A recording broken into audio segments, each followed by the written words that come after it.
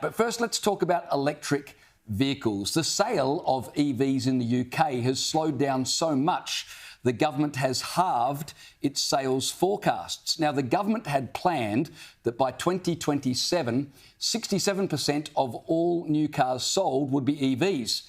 But now they're saying it's only going to be about 38%, and you won't believe who they're blaming for the decline in the popularity of EVs. Now, they're not blaming the exorbitant cost of EVs.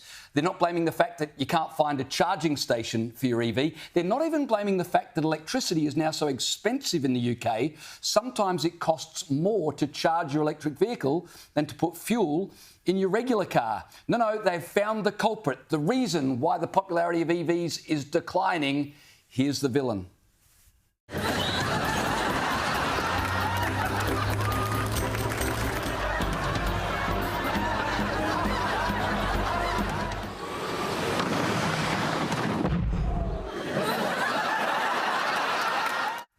That's right, the House of Lords has blamed Mr Bean actor Rowan Atkinson, Caleb, for the declining popularity in EVs. Can you believe this? As if you could not enjoy Mr Bean more. How good is this? Because Rowan Atkinson wrote an op-ed in The Guardian last year in June, and Rowan Atkinson is a noted petrol head, or more, I should say car enthusiast, because he's not entirely against the idea of electric cars. I'll get to that in a moment. But he's a noted car enthusiast and he's a qualified engineer. So he knows full well how all this stuff works. And he wrote in The Guardian last year that the problem lies with the lithium-ion batteries fitted currently to nearly all electric vehicles. They're absurdly heavy, huge amounts of energy are required to make them, and they're estimated to last only upwards of 10 years. Electric propulsion will be of real global environmental benefit one day, but that day has yet to dawn. So he was casting some doubt on the great white hope that we've been sold about electric cars. Well, he said he felt he'd been duped about the environmental benefits. The day will come, but we ain't there yet. There's no point you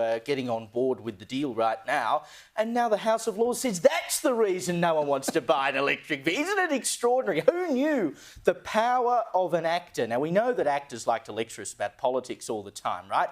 For once, he's actually done some good in his lecturing. I know, right? And like you say, he's got not only a degree, but a master's in engineering. Yeah. He'd switched to battery 9 years prior, so it's not like he isn't talking from personal experience. He'd been noting the deficiencies of said batteries for a long time, and you can't blame this on him. You've got companies like Volkswagen in the UK, GM in the US, they've mothballed their battery production because there simply isn't the demand for it. And you guys want to blame it on an op-ed that's not yet a year old. Of course, the House of Lords, much like the ACT here, they've already said they're planning on banning petrol and diesel cars, can't sell them from 2035. So they're going to go ahead with this anyway. That's what people need to realise. Despite the fact we laugh about what an abject failure it is,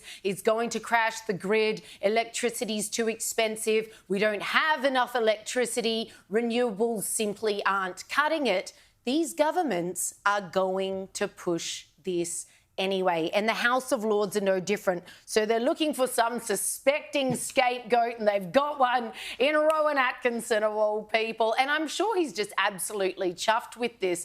The Twitter on the feedback on Twitter was absolutely hilarious, with one person saying, if he is responsible, give that guy a knighthood. I can't believe he doesn't have one already, by the way. We know Hertz Rent-A-Car in America, they've got rid of a third of their EV fleet because it was costing them so much in insurance, because every time someone crashed an EV, you know, the battery, even if it's just a little bit damaged, can be completely ruined. It's $10,000 or more. And I guess that's because most of the people who hire their cars are like this driver.